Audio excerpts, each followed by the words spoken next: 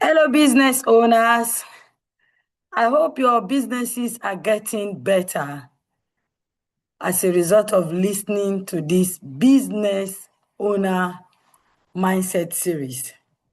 Okay, my name is Bola Mensah. For those who are joining us for the first time, I am your instructor. And we are going to continue on our journey today with the goal of building sustainable businesses. Today, we are going to be looking at episode 4, growing without losing yourself. We started by episode 1, building something that lasts. Then episode 2, leading with clarity. Episode 3, managing the numbers. And today we are looking at episode 4, growing without losing yourself. And I believe that you're going to have a great time. Now, I want you to know that there's a version of business success that does not feel like success. Chidi, our case study in this series, in his 4th year, had more clients than he ever had. His revenue was up 40% the previous year. His name was circulating in networks that had been close to him 2 years earlier. He was also working until midnight, most nights.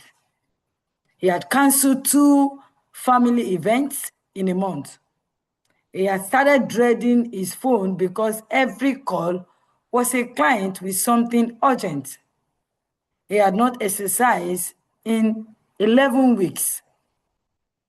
He was not failing by most visible measures. He was succeeding.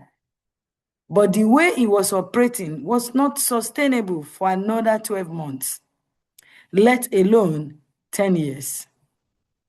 And remember, we are thinking of building a business that is sustainable. That each of us will build our business in a way that it will be sustainable. Now, growth that costs you your health, your relationships, and your ability to think clearly is not growth. It is damage accumulating at a fast note. So this episode is about how to grow your business without consuming yourself in the process.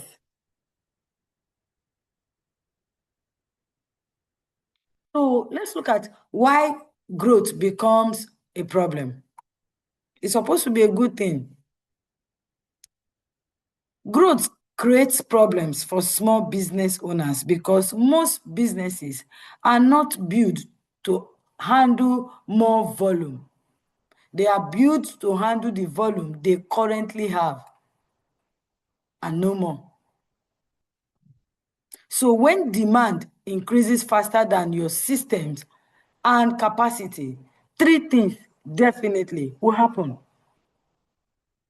When demand increases faster than your systems and capacity, these 3 things will happen. Number 1, the quality will drop. So quality drops. You are doing more work in the same or less time. Something suffers.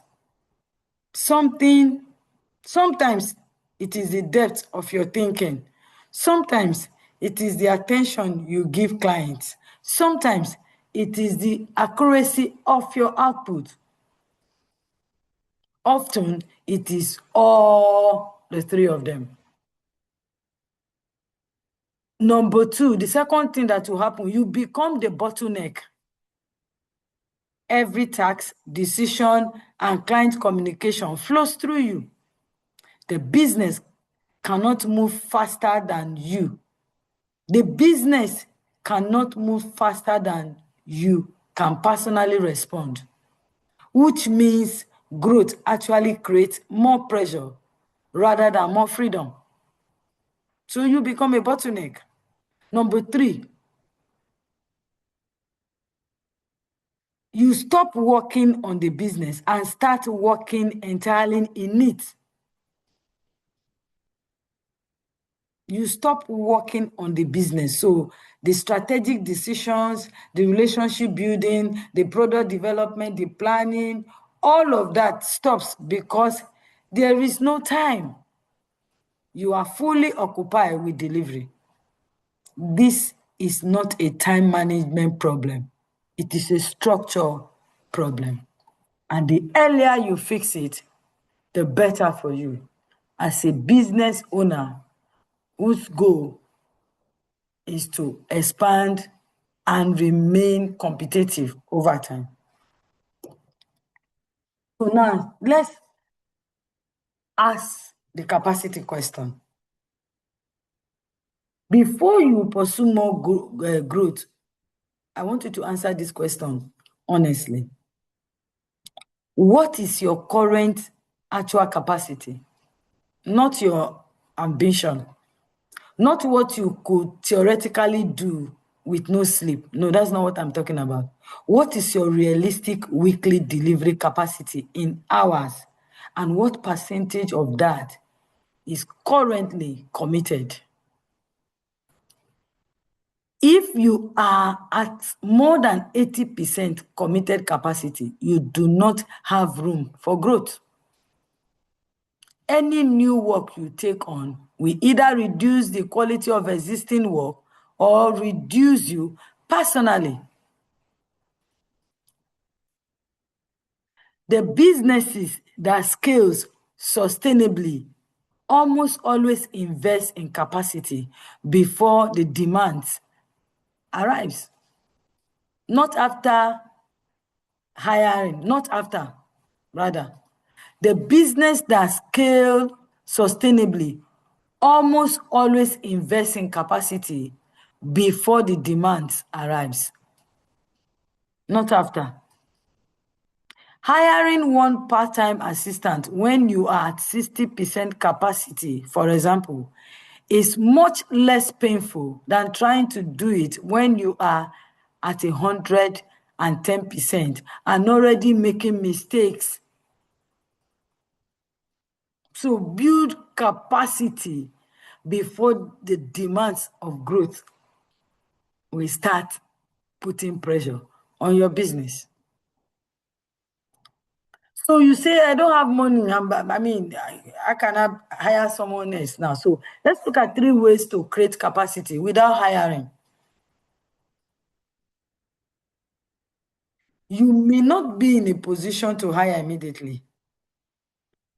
So these 3 ways will help you to create capacity without adding headcount. Number 1, raise your prices. Fewer clients at a higher rate generate the same or more revenue than at a lower volume. So if you have more demands that you can handle, your prices are probably too low. You may think that, okay, let my price be low so that I can have more customers. You'll be overwhelmed because you can't even hire extra hand at that. A 20% increase will cause some clients to leave. The ones who stay will be the ones who will value what you do. You have less volume and more margin. Number 2 ways to create capacity without hiring. Stop doing low value tasks yourself. Identify the things you do regularly that you do not require. Identify the things you do regularly that do not require your special or specific expertise. For example, scheduling, formatting documents, following up on payment, basic research. This can be done by AI. It can be done with simple tools like ChatGPT, Claude. You can do it. If you are averse to AI, because some people are averse to AI, it can also be done by a part-time virtual assistant for a fraction of your hourly rate, 2 hours, 1 hour, 5 hours a week. Even 8 hours of assistant per week gives you 8 hours of your own time back.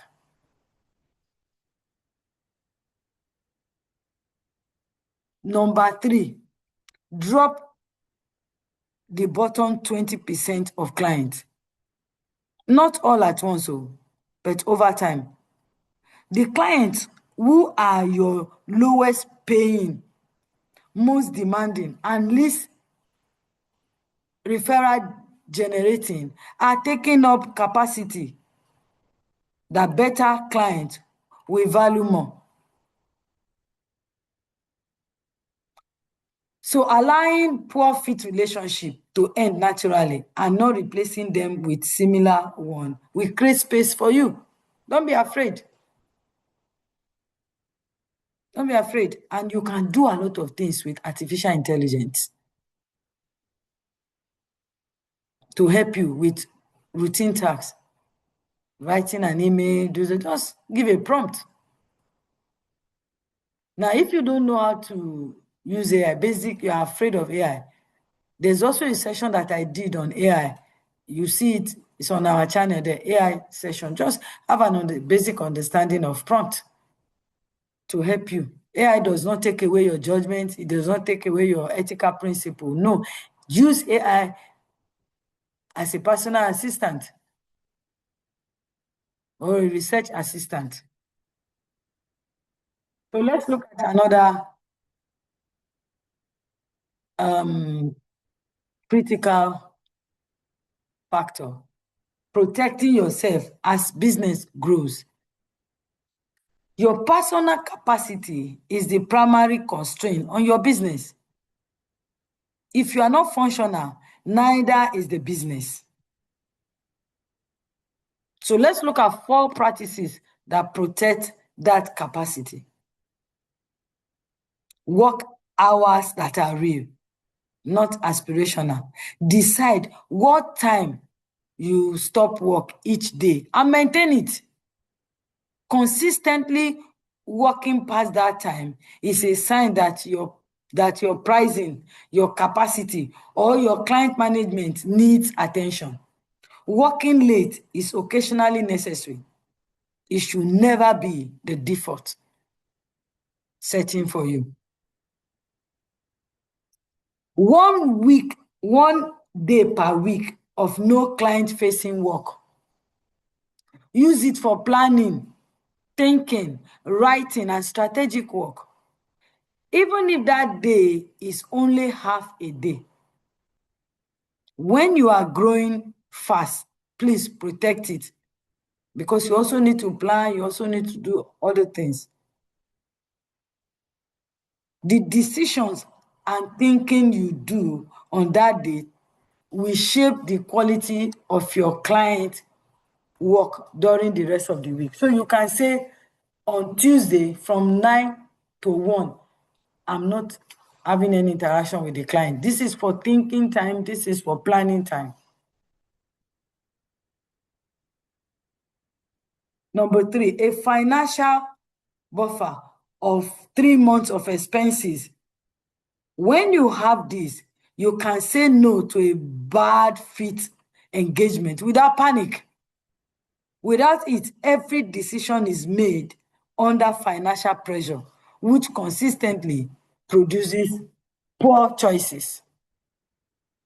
So if, for example, your fixed cost is 600,000, please work towards having at least 1.8 million in your business account. The next one, regular review of your own performance. Once a month, spend 30 minutes asking yourself which parts of the business are working, which are not, and what one thing needs your attention in the next 30 days. This does not need to be a formal process. It just needs to happen. So this will protect you. All this will protect, these 4 practices will protect you as the business grows.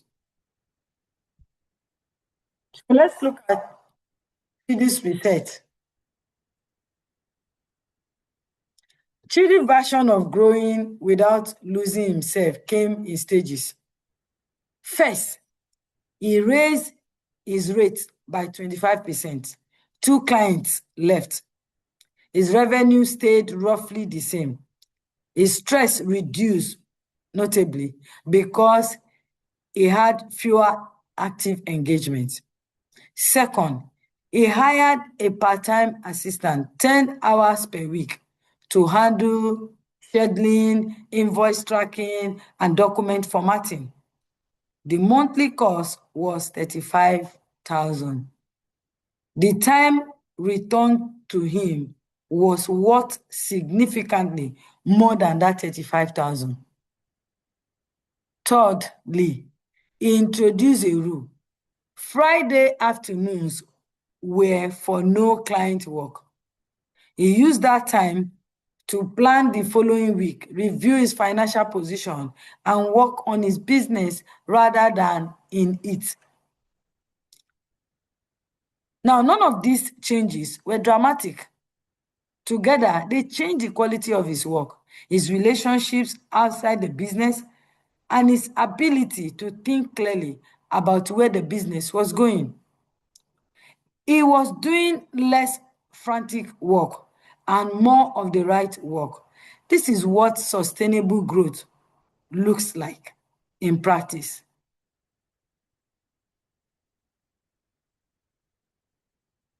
So what are our key takeaways from this episode?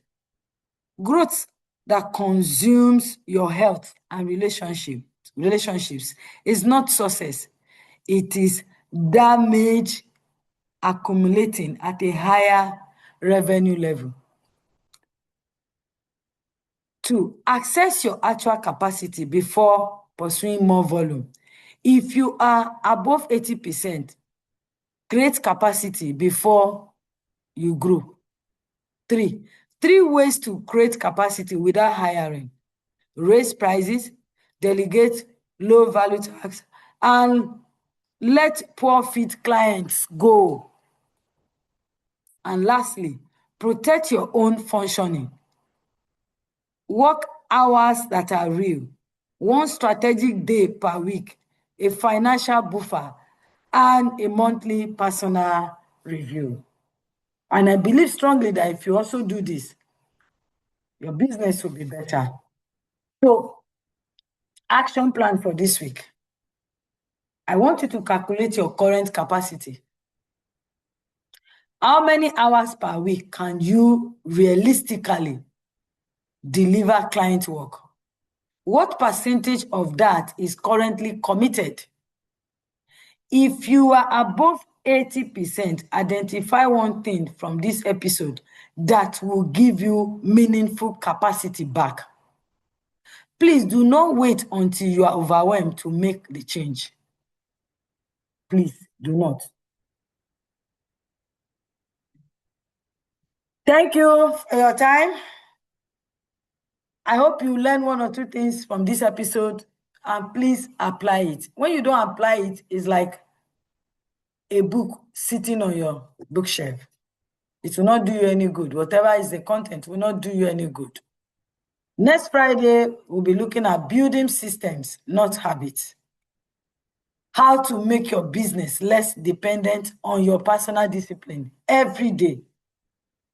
So if you are yet to subscribe, please subscribe, turn off the notification. Just turn off your notifications so that whenever there's an exciting episode, you'll be notified. See you then. Thank you very much for your time, and have an amazing weekend.